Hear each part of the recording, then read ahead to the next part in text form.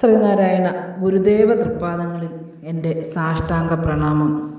ശ്രീ മങ്ങാട് ബാലേന്ദ്രൻ സാറിൻ്റെ ഗുരുദേവ കഥാസാഗരം ഭാഗം 233 വിളക്ക് ലക്ഷ്മി തന്നെ, ഭാഗം 233 വിളക്ക് ലക്ഷ്മി തന്നെ ഇവിടെ ആരംഭിക്കുന്നു. ഗുരുദേവൻ ശിവഗിരിയിലെ വൈദിക മഠത്തിൻ്റെ തിണ്ണയിൽ ഇട്ടിരുന്ന ഒരു ചൂരൽ കസേരയിൽ ചാരിയിരിക്കുകയായിരുന്നു. സായാഹ്നമായിരുന്നതിനാൽ ശാരദാ മഠത്തിൽ നടന്ന പ്രാർത്ഥനയിൽ പങ്കെടുത്തവരെല്ലാം വൈദിക മഠത്തിലേക്കും എത്തുകയുണ്ടായി. അപ്പോൾ തൃശ്ശിവിപേരൂരിൽ നിന്നും വന്ന 4-5 ഭക്തന്മാർ അവിടേക്ക് വന്നു. അവർ ഓരോരുത്തരായി തൃപ്പാദങ്ങളിൽ നമസ്കരിച്ചു. അവരിൽ ഒരാളിന് ഗുരുദേവനെ ആലുവായിൽ വെച്ച് കണ്ട് നല്ല പരിചയമുണ്ടായിരുന്നു. ഗുരുദേവൻ: എന്താണ് എല്ലാവരും കൂടി ഒന്നിച്ചു വന്നത്? പരിചയമുള്ളയാൾ: അവിടുത്തെ ക്ഷേത്രത്തിൻ്റെ പണികളൊക്കെ തീർന്നു കഴിഞ്ഞു സ്വാമി. ഗുരുദേവൻ: ഉത്സാഹമുണ്ടല്ലോ, കൊള്ളാം.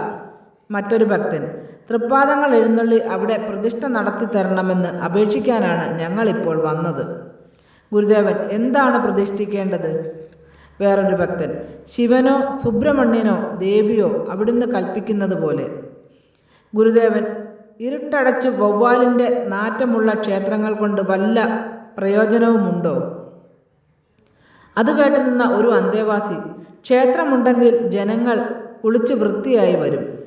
ഗുരുദേവൻ: അതിനു കൊള്ളാം. ക്ഷേത്രങ്ങളുടെ അകമെല്ലാം നല്ല ശുദ്ധമായിരിക്കണം. ബിംബപ്രതിഷ്ഠയ്ക്ക് പകരം ഒരു വിളക്ക് മധ്യത്തിൽ തൂക്കിയാൽ മതി. വിളക്ക് ലക്ഷ്മി തന്നെ. കുളിച്ചു വന്ന് തൊഴുതാൽ അതു മതി. അതുപോരെയോ? പരിചയമുള്ളയാൾ: അതുകൊണ്ട് ആളുകൾ തൃപ്തിപ്പെടുകയില്ല സ്വാമി. അവർക്ക് ഒരു ആരാധനാമൂർത്തി വേണം. ഗുരുദേവൻ: എന്നാൽ വിളക്കിന് ചുറ്റും മഹാത്മാക്കളുടെ പടങ്ങൾ വെച്ചാൽ മതിയല്ലോ. ശിവനും ശ്രീരാമനും മറ്റും ഓരോ കാലത്തുള്ള നേതാക്കന്മാരായിരുന്നുവെന്നാണ് നമ്മുടെ പക്ഷം. ശിവൻ കാട്ടിൽ നടന്നിരുന്ന ചില കൂട്ടരുടെ ഇടയിൽ സത്സ്വഭാവം കൊണ്ടും കരബലം കൊണ്ടും ഒരു പ്രമാണിയായി തീർന്നിരിക്കണം. തലയിലുള്ള ചന്ദ്രക്കല സിംഗാളികളുടെ ഇടയിലുള്ളതുപോലെ പണ്ട് ആ കൂട്ടർ ചീപ്പോ മറ്റോ വെച്ചിരുന്നതായിരിക്കണം. ശ്രീരാമൻ ഒരു മറവൻ ആയിരിക്കാമെന്നാണ് നമുക്ക് തോന്നുന്നത്.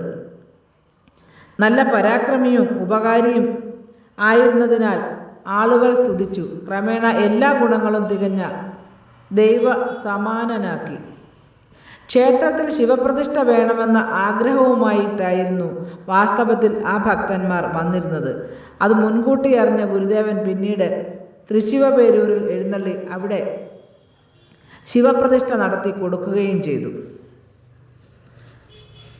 ശ്രുതജനമാനസ പത്മവിഹാര ശ്രീനാരായണ ഗുരുദേവ, ശ്രീനാരായണ ഗുരുദേവ.